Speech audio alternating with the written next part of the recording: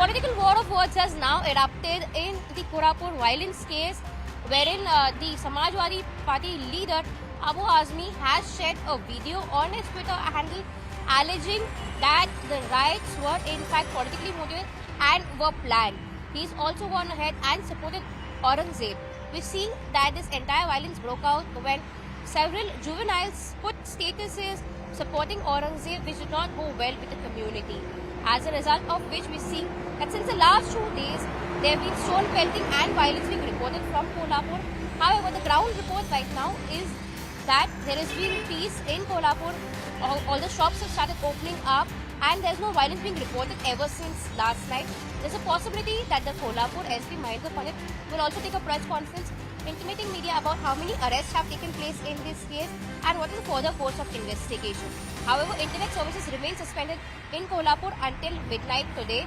This is taken as a precautionary measure because the status that was put by these three boys went viral. It was spread on social media, which is where the police had instructed the state government to take action and suspend internet services so that no wrong message is passed on. This is also as a precautionary measure to ensure that wrong messages or communal messages which are being circulated on social media do not lead to any kind of violence in the state.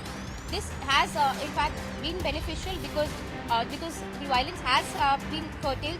We've seen a similar instance was reported in Ahmednagar as well, where several parties had held Aurangzeb's poster and they were taking out a rally. This has led to violence in the state over the last few days, but the state government is taking measures in order to ensure that such violence does not spread. A strong message has come in from both CM Eknath Shinde as well as Deputy CM Devendra Fadnavis, who said that those inciting violence in the state will not be spared. Apart from that, they've also appealed to people to stay calm and not resort to any kind of violence. Also, those who've been roaming with these Aurangzeb posters, Devendra Fadnavis has had strict instructions that these people would in fact be brought to books.